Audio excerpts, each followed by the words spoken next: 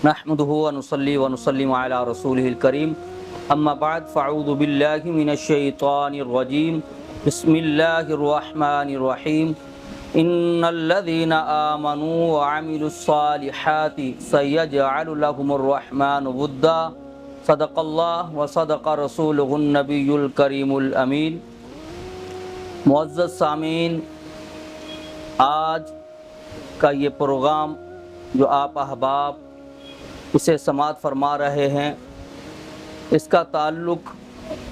ایک عظیم المرتبہ شخصیت کے ساتھ ہے جسے لوگ اعلیٰ حضرت عظیم المرتبت مجدد دین و ملت امام احمد رضا خان بریلوی رحمۃ اللہ علیہ کے نام سے یاد کرتے ہیں۔ سرنامہ کلام سخن کے اندر میں نے آپ احباب کے سامنے قرآن مجید فرقان حمید کا جو آیہ کریمہ پڑھا ہے، اس میں اللہ رب العزت ارشاد فرماتے ہیں کہ ان الذین آمنوا وعملوا الصالحات، بے شک وہ لوگ جو ایمان لے کر آئے اور اعمال صالحہ کیے، سیجعل لهم الرحمن ودا، ان قریب ان کی محبت میں لوگوں کے دلوں میں ڈال دوں گا۔ اعلیٰ حضرت عظیم المرتبت کو اس دنیا سے تشریف لے جائے ہوئے 1 صدی سے زیادہ کا وقت ہو چکا ہے، مگر آج بھی مسلمان حضور اکرم نور مجسم صلی اللہ علیہ وسلم کے غلام اس عظیم شخصیت کو یاد کر رہے ہیں اور ان کا ذکر خیر کیا جا رہا ہے۔ اس کی وجہ یہ قرآن پاک کی آیت ہے جس میں اللہ نے فرمایا ہے کہ وہ لوگ جو ایمان لے کر آتے ہیں اور اعمال صالحہ کرتے ہیں، ایسے بندوں کی محبت میں لوگوں کے دلوں میں ڈال دیتا ہوں۔ تو پتہ چلا کہ جو اللہ کے ولی ہوتے ہیں، اللہ والے ہوتے ہیں، یہ نیک بندے مومن ہوتے ہیں، ان سے بندہ خود محبت نہیں کر رہا ہوتا، بلکہ ان کی محبت اللہ رب العزت نے لوگوں کے دلوں میں ڈال رکھی ہے۔ اور سیجعل کا معنی ہوتا ہے کہ ضرور بضرور اللہ تعالیٰ ان کی محبت ڈال دے گا۔ ایسا نہیں ہے کہ ان سے محبت کوئی کسی کہنے کی وجہ سے کی جا رہی ہے، بلکہ ان کی محبت جو دلوں میں اللہ نے جو پیوست کی ہے، وہ اللہ کی وجہ سے ہی دنیا ان سے محبت کر رہی ہوتی ہے۔ انہی شخصیت میں سے اعلیٰ حضرت عظیم المرتبت بھی ہیں، لوگ ان سے محبت کرتے ہیں۔ انہوں نے زندگی بھر اعمال صالحہ کیے، اللہ کے دین کی تبلیغ کی۔ اعلیٰ حضرت کون؟ وہ اعلیٰ حضرت عظیم المرتبت امام احمد رضا خان بریلوی علیہ رحمہ، جنہوں نے 1 ماہ کے اندر قرآن پاک حفظ کر لیا تھا۔ وہ اعلیٰ حضرت عظیم المرتبت، آپ کے بارے میں آتا ہے کہ 4 سال کی عمر میں آپ پڑھنے کے لیے بیٹھے اور 6 سال کی عمر میں آپ نے پہلی مرتبہ حضور اکرم نور مجسم صلی اللہ علیہ وسلم کا میلاد سنایا تھا۔ آپ نے میلاد پڑھا۔ اور اعلیٰ حضرت عظیم المرتبت کے بارے میں آتا ہے کہ 13 سال کی عمر کے اندر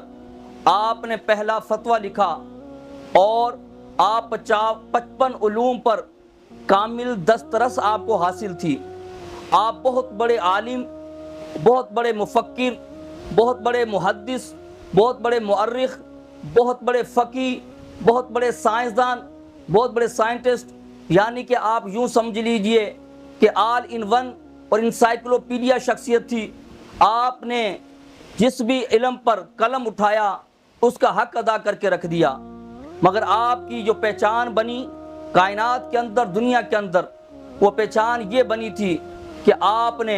حضور اکرم نور مجسم صلی اللہ علیہ وسلم کی محبت کے جام امت مسلمہ کے دلوں میں ڈالے، حضور کی محبت کے جام لوگوں کو پلائے۔ آپ نے لوگوں کے دلوں کو حضور اکرم نور مجسم صلی اللہ علیہ وسلم سے محبت سے سرشار فرما دیے تھے۔ یہی وجہ تھی کہ بہت سارے کام کیے، مگر آپ کی جو پہچان بنی وہ ایک عاشق رسول کے نام سے بنی، کہ جس کو عشق کی دنیا کا بہت بڑا امام کہا جاتا ہے، کہ جن کی زندگی پوری حضور اکرم نور مجسم صلی اللہ علیہ وسلم کی محبت میں گزری۔ اور عزیزان من، اعلیٰ حضرت عظیم المرتبت کا اس امت مسلمہ پر بہت بڑا احسان ہے۔ تاریخ میں آتا ہے پاک و ہند کے اندر، بر صغیر کے اندر 2 بڑے لوگ تھے جن کے ترجمے بہت مشہور ہوئے۔ ان میں سے ایک اعلیٰ حضرت عظیم المرتبت بھی تھے جنہوں نے کنز الایمان کے نام سے ترجمہ لکھا۔ تراجم اور بھی بہت سارے آپ کو ملیں گے۔ اور بھی بہت سارے لوگوں نے قرآن کے ترجمے کیے،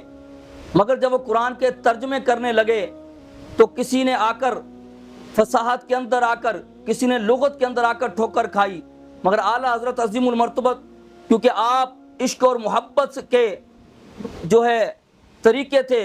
ان سے آپ وابستہ تھے، ان کو جانتے تھے، ادب آپ کی گھٹی میں رکھا گیا تھا، یہی وجہ تھی کہ آپ نے جو ترجمہ کیا اس طرح کا ترجمہ کوئی نہیں کر سکا۔ بڑے بڑے لوگوں نے ترجمے کیے، کہیں ٹھوکر کھا لی، مگر اعلیٰ حضرت عظیم المرتبت نے ایسا ترجمہ کیا کہ ایسا ترجمہ پھر اور کوئی بر صغیر پاک و ہند کے اندر نہ کر سکا۔ اور اعلیٰ حضرت عظیم المرتبت رحمۃ اللہ علیہ نے آپ نے ایسا ترجمہ کیا ہے کہ جس کو پڑھنے کے بعد امت مسلمہ قرآن کے قریب اور اللہ تبارک و تعالیٰ کے مفہوم کو سمجھنے کے لیے ان کے لیے آسانیاں پیدا ہو جاتی ہیں۔ بلکہ بڑے بڑے مفکرین نے، مفسرین نے، علماء کرام نے تو یہاں تک لکھا کہ یہ قرآن عربی میں نازل ہوا، اگر یہ قرآن پاک اردو میں اترتا، اردو میں نازل ہوتا تو شاید اسی طریقے تقریباً اسی طرح سے ہوتا جس طرح کہ کنز الایمان لکھا ہوا ہے۔ تو یہ اللہ رب العزت کا احسان ہے کہ رب لم یزل نے ایسا امام ہم سنیوں کو عطا فرمایا کہ جنہوں نے امت مسلمہ کے لیے علمی کی دنیا کے اندر ہو، محبت کی دنیا ہو، چاہے عشق کی دنیا ہو، اس میں آپ نے وہ کام کر کے دکھایا کہ رہتی دنیا تک اعلیٰ حضرت عظیم المرتبت رحمۃ اللہ علیہ کا نام رہے گا۔ حضور اکرم نور مجسم صلی اللہ علیہ وسلم کی حدیث پاک کا مفہوم ہے کہ ہر صدی کے سرے میں اور صدی کے آخر کے اندر اللہ رب العزت ایک ایسے شخص کو بھیجتا ہے، ایسے عالم کو بھیجتا ہے کہ جو دین میں تجدید کرتا ہے، جو دین کو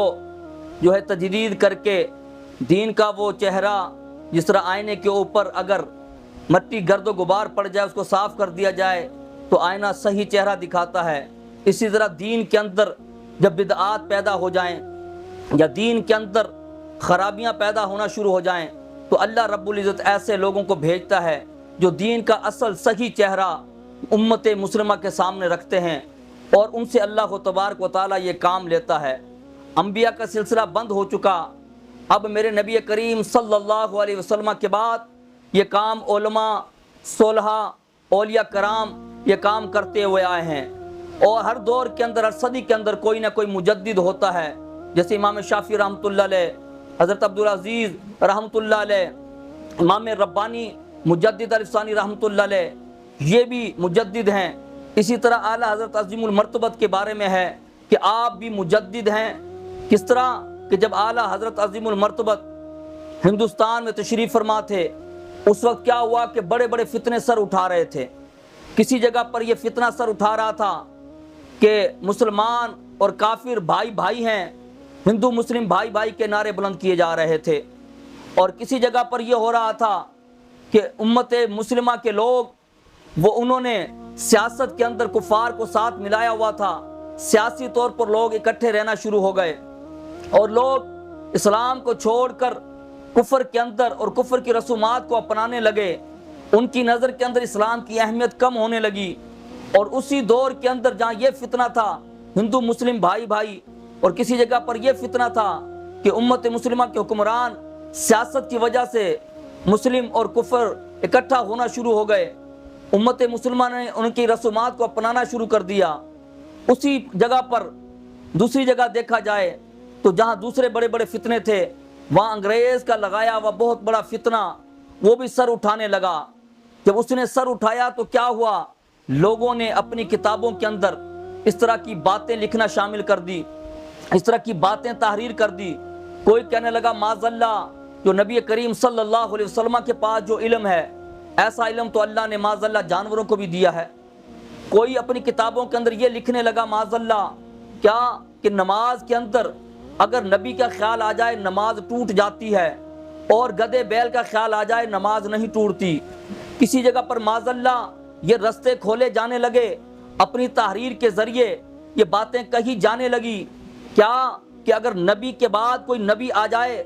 تو نبی کی نبوت پر کوئی اثر نہیں پڑتا۔ یعنی اب یہ باتیں جب عروج پکڑنے لگی، یہ فتنے سر اٹھانے لگے، امت مسلمہ پریشان ہوئی، مسلمانوں کو، درد دل رکھنے والوں کو سمجھ میں نہیں آ رہا تھا کہ ان فتنوں کو کیسے روکا جائے، ان فتنوں کو کیسے کچلا جائے، ان فتنوں کو کیسے زد و کوب کیا جائے۔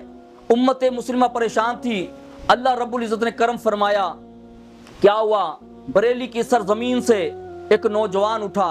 جس نوجوان کا نام امام احمد رضا خاں بریلوی رحمۃ اللہ علیہ تھے۔ آپ نے اس وقت کہا کہ یہ نہیں ہو سکتا کہ مسلم اور کافر ہندو بھائی بھائی ہو جائیں۔ آپ نے فرمایا ہم نے جس نبی کا کلمہ پڑھا ہے، ہماری تہذیب الگ ہے، ہمارا اسلام الگ ہے، ہماری شریعت الگ ہے، ہم کبھی بھی کافروں کے بھائی نہیں ہو سکتے۔ مسلمان ایک اپنی الگ شناخت رکھتا ہے، آپ ایک مسلمان الگ پہچان رکھتا ہے۔ آپ نے فرمایا ایسا ہو ہی نہیں سکتا۔ آپ کی پوری زندگی کوئی اور مقصد نہیں تھا، یہی مقصد تھا کہ امت مسلمہ کی اصلاح ہو جائے۔ امت مسلمہ جو گمراہی کی طرف جا رہی ہے، ان کو گمراہی سے نکال کر ہدایت کے رستے کی طرف لے کر آیا جائے۔ آپ نے پھر اٹھے، جب وہاں سے اٹھے تو آپ نے اسی وقت مسلم ہندو جو نعرہ لگ رہا تھا، آپ نے اس کو بھی لوگوں کے سامنے واضح کیا، اس فتنے سے بھی امت مسلمہ کو آگاہ کیا۔ اور اس کے ساتھ جب اس طرح کے لوگ باتیں کر رہے تھے میرے نبی کریم صلی اللہ علیہ وسلم کے بارے میں، ہلکی باتیں کی جانے لگی، وہ مصطفیٰ جان رحمت کی ذات کہ جس کے بارے میں رب کائنات قرآن میں اصول فرما دے، ارشاد بتا دے، ان کے طریقے بتا دے، اس نبی کی بارگاہ میں گفتگو کے انداز بتائے۔ اللہ نے قرآن میں فرما دیا، جب لوگوں نے اس کی توجیہ بیان کرنا چاہی، جب حضور کے بارے میں ہلکے الفاظ استعمال کر کے اس کے بعد اس کی وضاحت کرنا چاہیے، تو اللہ تعالیٰ نے تو قرآن میں یہاں تک فرما دیا، یا ایھا الذین آمنوا لا تقولوا راعنا وقولوا انظرنا، اے ایمان والو میرے حبیب کو رائنا نہ کہو۔ کیوں؟ ایسا لفظ جس کے اندر بے ادبی کا شائبہ بھی ہو، اللہ تعالیٰ کہتا ہے کہ وہ لفظ بھی استعمال نہ کیا جائے۔ معاذ اللہ ثم معاذ اللہ استغفر اللہ، ہم یہ سوچ بھی نہیں سکتے کہ کیا صحابہ بھی حضور کے بارے میں اس طرح کا ہلکا الفاظ استعمال کر سکتے تھے، مگر چونکہ اس میں شائبہ تھا تو رب کائنات نے وہ دروازہ ہی بند کر دیا کہ جس کی وجہ سے میرے حبیب پر کوئی ہلکا الفاظ استعمال کرے۔ لوگوں نے یہ برملا یہ باتیں کرنا شروع کر دی۔ یہ کوئی چھوٹی بات نہیں تھی، بہت بڑی بات تھی، مگر اعلیٰ حضرت عظیم المرتبت اٹھے، اور چونکہ آپ مجدد تھے، آپ جب اٹھے تو ہوا کیا؟ آپ ایک عالم تھے، اور عالم بھی کون؟ عالم کی پہچان کیا ہے؟ آج عالم اسے سمجھا جاتا ہے شاید جو خطاب کر لے، کوئی کہتا ہے شاید عالم وہ ہے جو بہت اچھی کتاب پڑھا لیتا ہے، عالم وہ ہے جو بہت اچھے مسئلے بتا دیتا ہے، مگر رب لم یزل کی بارگاہ میں عالم کون ہے؟ فرمایا انما یخشی اللہ من عبادہ العلماء، عالم وہ ہوتا ہے جس کے دل کے اندر خوف الہی ہوتا ہے۔ یہی تھی اعلیٰ حضرت عظیم المرتبت اٹھے، اور آپ نے کوئی جلد بازی کے اندر ان پہ فتویٰ نہیں دیا، بلکہ پہلے ان کی طرف خط لکھے، ان کو سمجھایا، اور سمجھانے کے بعد آپ دوسرے مذاہب کو اٹھا کر دیکھ لیجئے، کیونکہ عالم وہ ہوتا ہے جس کے دل میں خوف خدا ہوتا ہے، جو اللہ سے ڈرنے والا ہوتا ہے، جو اللہ سے ڈرنے والا ہو جائے، بن جائے، وہ امام احمد رضا خاں بریلوی رحمۃ اللہ علیہ بن جاتا ہے۔ آپ کے دل میں جب خوف خدا تھا تو پھر آپ نے کسی جگہ پر اپنے دل میں خدا کے خوف کے علاوہ کوئی خوف نہیں آنے دیا، چاہے وہ انگریز ہو،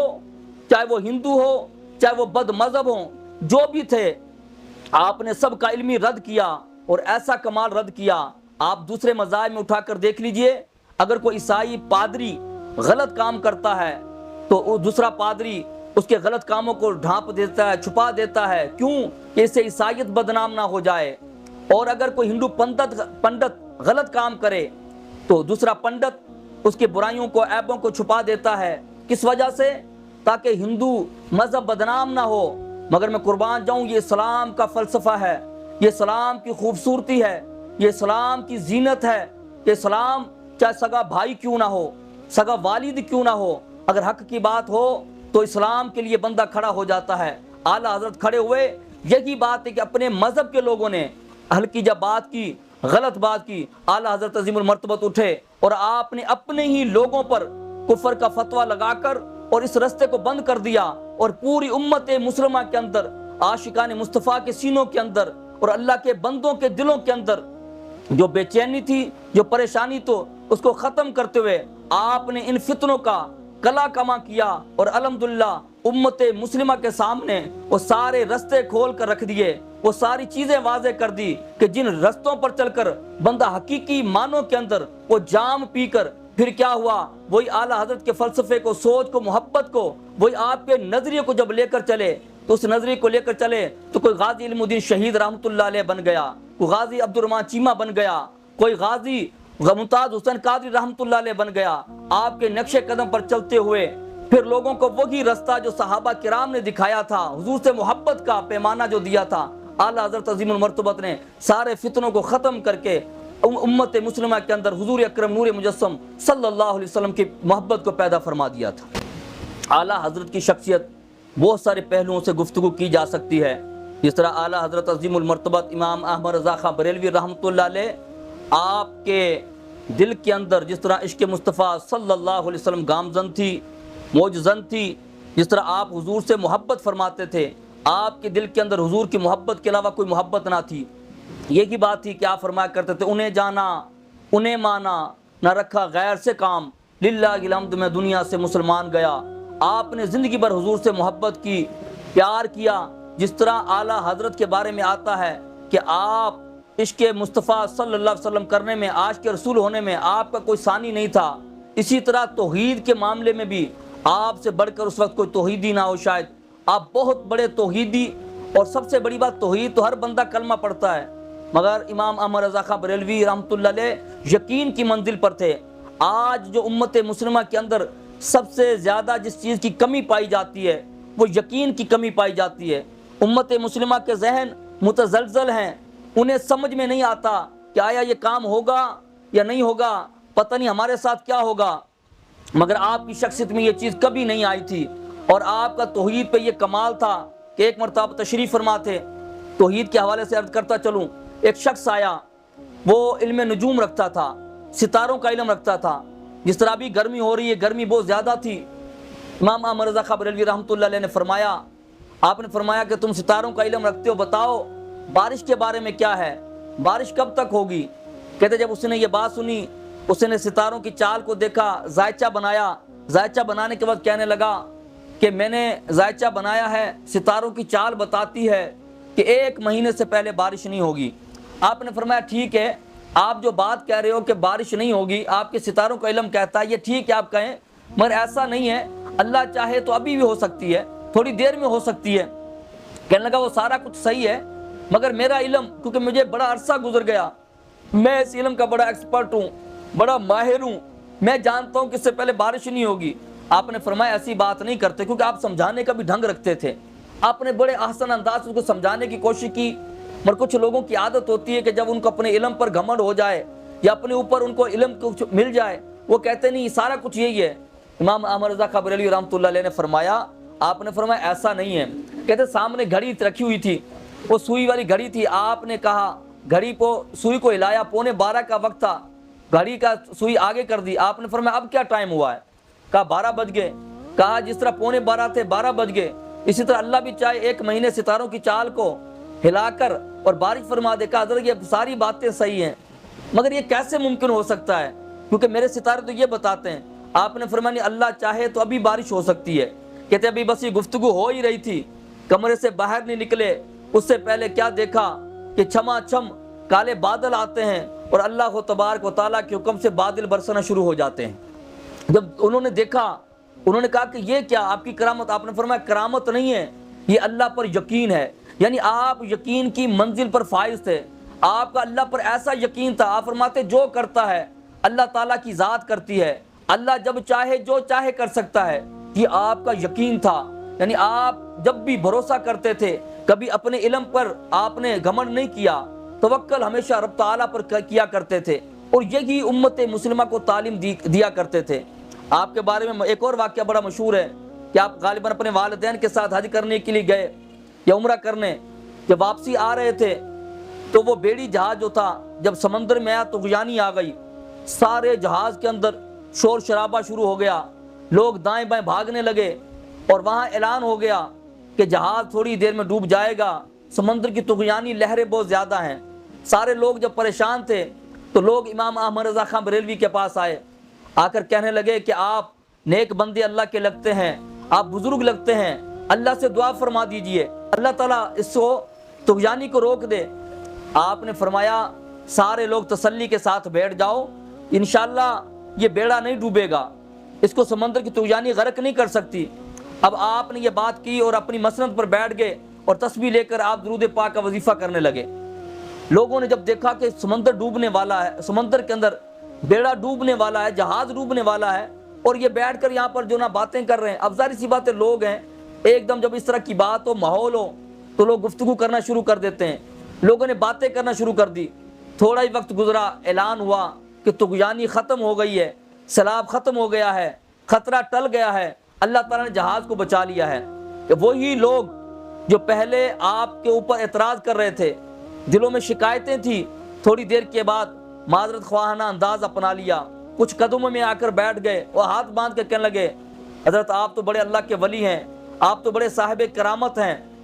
تو آپ نے جو جملہ کہا یہ جملہ سننے سے تعلق رکھتا ہے۔ آپ خوش نہیں ہوئے کہ لوگ میری تعریف کر رہے ہیں، آپ خوش نہیں ہوئے کہ لوگ میری واہ واہ کر رہے ہیں، مجھے صاحب کرامت کہہ رہے ہیں۔ آپ نے فرمایا یہ میری کوئی کرامت نہیں ہے، میں نے اپنے نبی کریم صلی اللہ علیہ وسلم سے یہ بات سنی ہے، حضور کی حدیث پاک ہے کہ جو بندہ جہاز پر بیٹھتے وقت یہ دعا پڑھ لے، نہ وہ بندہ ضائع ہوتا ہے نہ وہ جہاز ضائع ہوتا ہے۔ میں نے وہ دعا پڑھ لی تھی، مجھے پتا ہے کہ ساری دنیا کی باتیں غلط ہو سکتی ہیں مگر محمد مصطفیٰ صلی اللہ علیہ وسلم کا جملہ اور میرے نبی کا فرمان کبھی غلط نہیں ہو سکتا۔ یعنی یہ آپ کا اللہ پر یقین تھا۔ آج تو لوگ اگر کوئی کرامت دکھا دیں اور پتہ چل جائے اس طرح کی بات ہو جائے، تو آپ نے لوگوں کے اللہ کے قریب کیا، نبی کریم صلی اللہ علیہ وسلم کی غلامی کے قریب کیا، غلام رسول بنایا، آپ نے غلام پیر نہیں بنایا۔ آج تو لوگ پیروں کی باتیں سنا کر،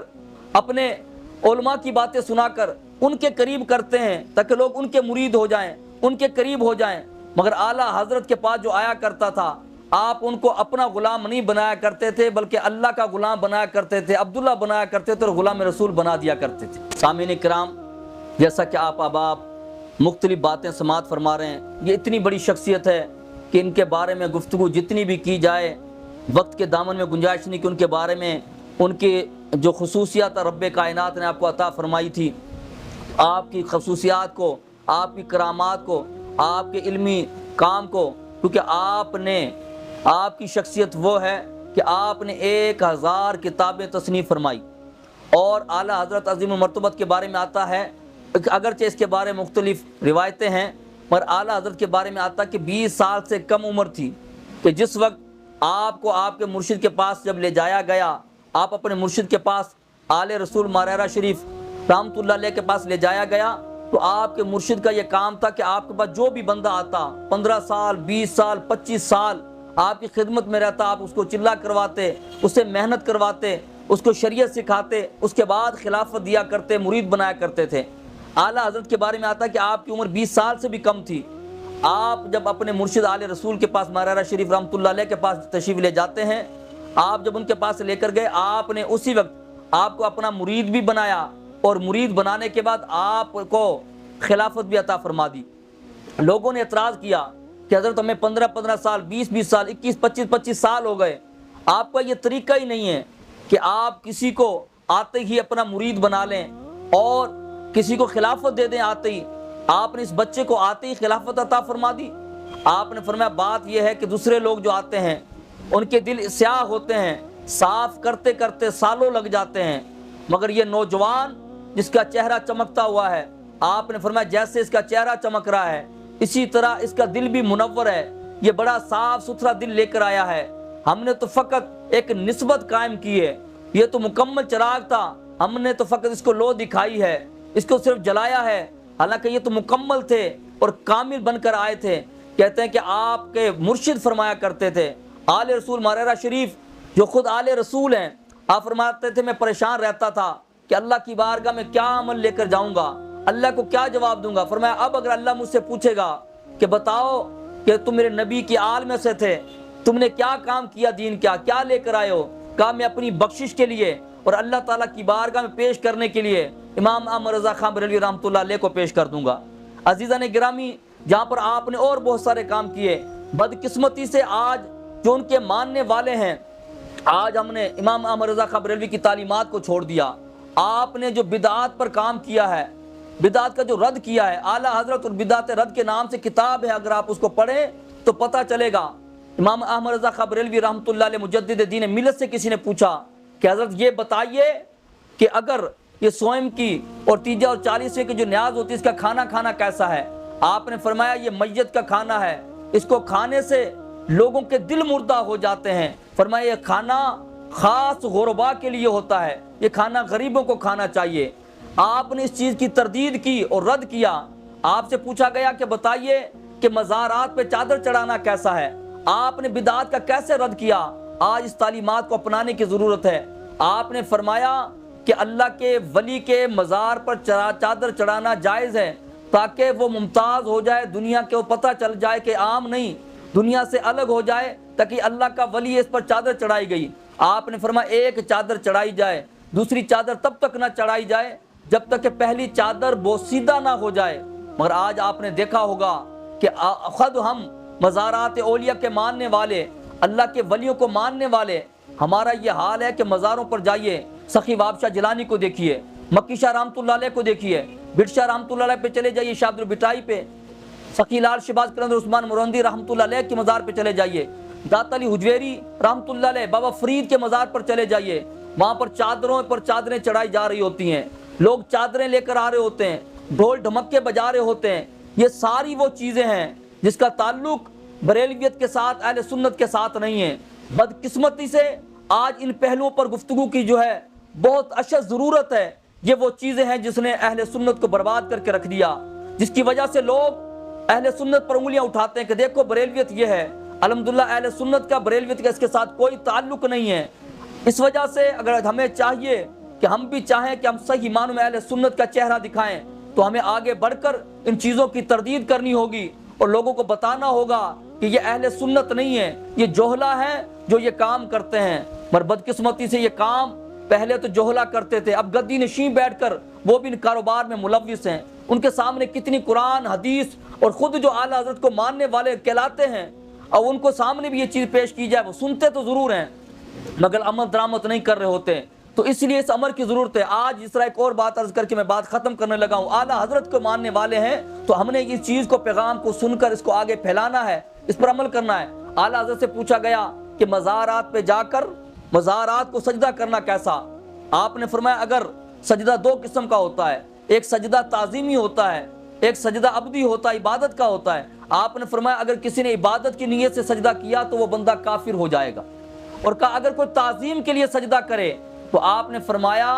کہ وہ سجدہ کرنا حرام ہے، حرام ہے، حرام ہے، ناجائز ہے۔ آپ نے یہ فتویٰ دیا ہے۔ آج افسوس کہ ہم اس فتوے کو چھوڑ بیٹھے اور فرمایا کہ جو مزارات اولیاء کا طواف کرتے ہیں، آپ نے فرمایا یہ ناجائز ہے۔ پوچھا گیا مزارات کو چومنا کیسا؟ آپ نے فرمایا بہتر یہی ہے کہ دور کھڑے ہو کر، فاصلے میں کھڑے ہو کر فاتحہ پڑھی جائے، اصالہ ثواب کیا جائے، ان کے لیے دعا کی جائے۔ آپ نے فرمایا بہتر یہی ہے کہ مزارات اولیاء کو نہ چوما جائے۔ تو یہ تھی اعلیٰ حضرت کی تعلیمات۔ بدقسمتی سے آج ہم نے اس تعلیمات کو چھوڑا اور جو بھی مزارات اولیاء پر جو بھی وہ کام جو غیر شرعی ہو رہے ہوتے ہیں وہ سارے کے سارے اعلیٰ حضرت کے ماننے والوں کے کھاتے میں ڈال دیے جاتے ہیں، اور دنیا یہ سمجھ رہی ہوتی ہے کہ شاید یہ اعلیٰ حضرت کا پیغام ہے۔ الحمدللہ اعلیٰ حضرت نے کوئی بھی ایسا کام نہیں، بلکہ آپ نے جتنی وضاحت کے ساتھ بدعات کا رد کیا ہے اور امت مسلمہ کو پیغام دیا ہے، اگر یہ پیغام پہنچا دیا جائے تو آج امت مسلمہ اور اہل سنت واپسی پورے قد و قامت کے ساتھ واپسی کھڑی ہو سکتی ہے،